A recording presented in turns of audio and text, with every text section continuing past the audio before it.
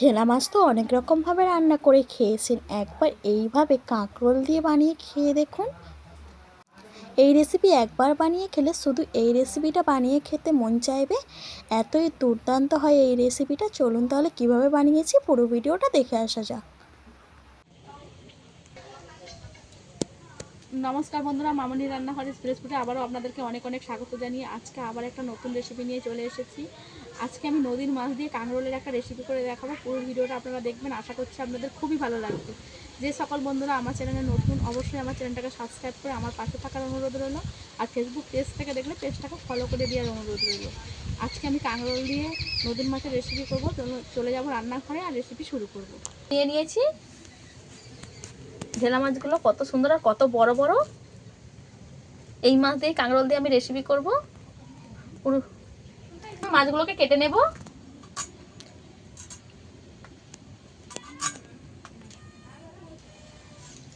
ভালো করে আঁশ ছাড়িয়ে নিয়েছি, একটু বড় বড় টাইপের আঁশ হয় আর এই মাছটার চোখটা একটু বড় হয়। এই গালটাকে কেটে ফেলে দেব।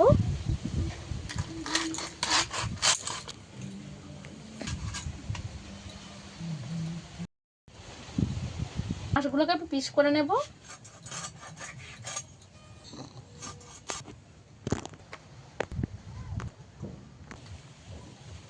আবারও একটা মাছ কেটে নেব, পিস করে নেব।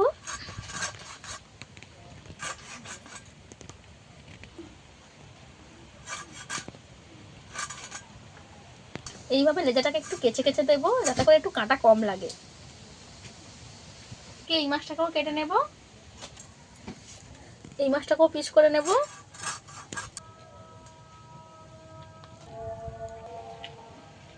সব মাছ আমি কেটে নিয়েছি। মাছ কেটে আমার এতগুলো মাছ হয়েছে, ওগুলো তুলে নেব।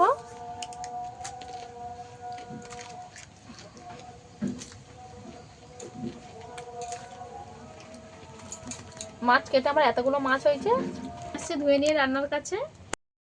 যে এখানে কাঁকরোল নিয়ে নিয়েছি, কেটে নেব। এটা শুধু মুখের দিকটা ফেলে দেবো আর পেছন দিকটা ফেলে দেবো। লম্বা লম্বা করে কেটে নেব। একটা কাঁকরোল আমি 4 পিস করে নিয়েছি।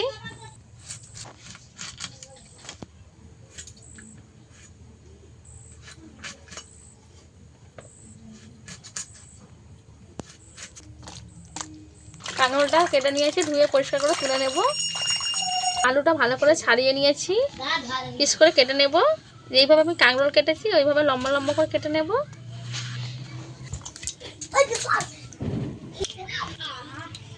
আলুটা পরিষ্কার করে ধুয়ে তুলে নেব।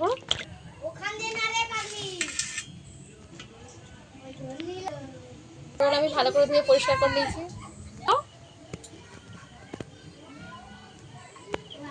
মুখের দিকটা কেটে এইভাবে ফেলে দেব।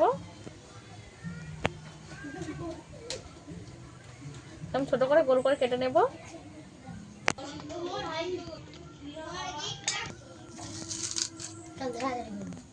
একটা মিডিয়াম সাইজের পেঁয়াজ কেটে নেব।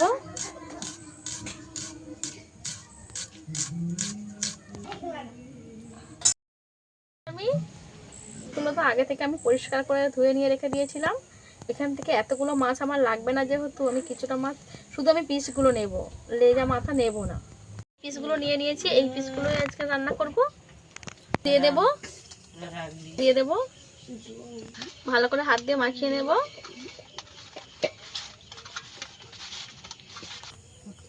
ভালো করে মাখিয়ে নিয়েছি, রেখে দেব। উনুনটাকে ধরিয়ে নিয়েছি, তেল দিয়ে দেব। এদিকে তেল ভালোভাবে গরম হয়ে গেছে, এক একে মাছগুলো ভেজে নেব।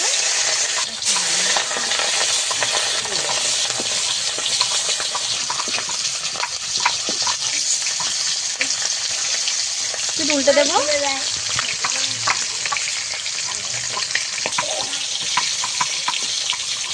এগুলো আমি এইভাবে ভেজে নিয়েছি, তুলে নেব। তো মাছগুলো আমি এইভাবে লাল লাল করে ভেজে নিয়েছি। একইভাবে আমি বাকি মাছগুলো ভেজে নেব। ভালোভাবে উল্টে পাল্টে ভেজে নেব। এগুলো ভাজা হয়ে গেছে, তুলে নেব। এইভাবে ভেজে নিয়েছি। তেলের মধ্যে কাঁকরোলটাকে আগে ভেজে নেব।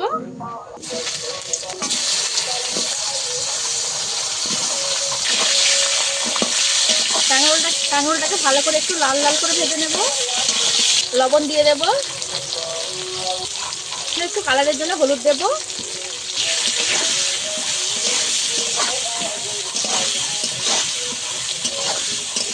কাঁকরোলটা ঠিক এইভাবে ভেজে নিয়েছি, এবার তুলে নেব কাঁকরোল ভাজাটা।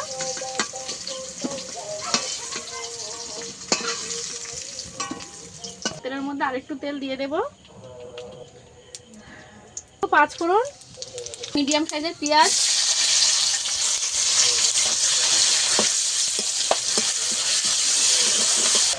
পেঁয়াজটা আমি কিছুক্ষণ ভেজে নিয়েছি। এবার আলুগুলো দিয়ে দেব, ভালো করে পেঁয়াজটাকে একটু ভেজে নেব। আলুও ভাজা হয়ে যাবে, পেঁয়াজটাও ভালোভাবে হয়ে যাবে। লবণটা দিয়ে আমি ভালো করে আলুটাকে ভাজবো।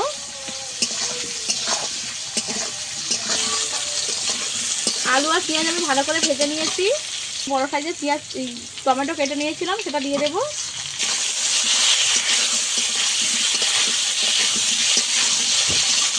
আদা রসুন বাটা দিয়ে দেবো।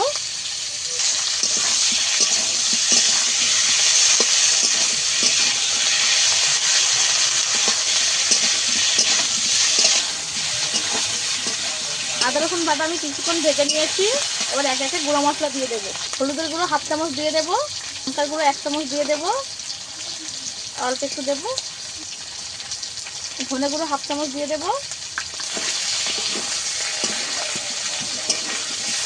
সামান্য জল দিয়ে দেবো।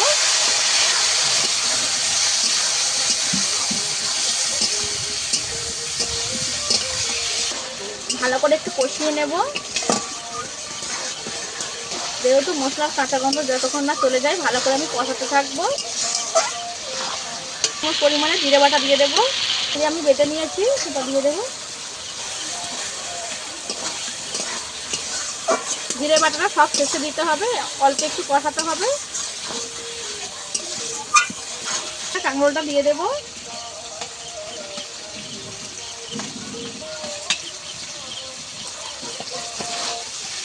কাঁকরোলটা দিয়ে আমি একটু কষিয়ে নেব।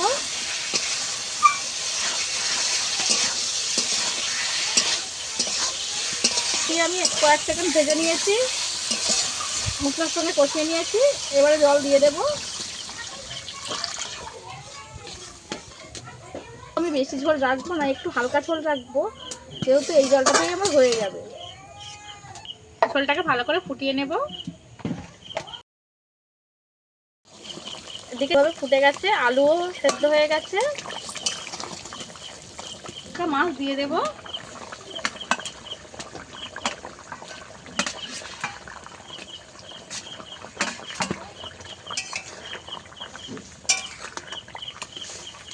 মাছটা দিয়েও আমি কিছুক্ষণ ফুটিয়ে নেব। এই যে আমার ঝোলটা রেডি হয়ে গেছে মাছের, নামিয়ে নেব এটাকে। আমার রেডি হয়ে গেছে কাঁকরোল দিয়ে।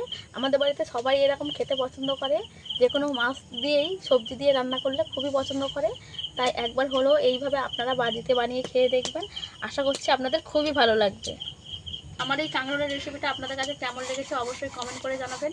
যদি আপনাদের ভালো লাগে অবশ্যই লাইক শেয়ার করে আমার পাশে থাকার অনুরোধ রইল। আজকে ভিডিও এই পর্যন্ত, দেখা হচ্ছে নতুন কোনো ভিডিও নিয়ে। ততক্ষণে ভালো থাকবেন, সুস্থ থাকবেন।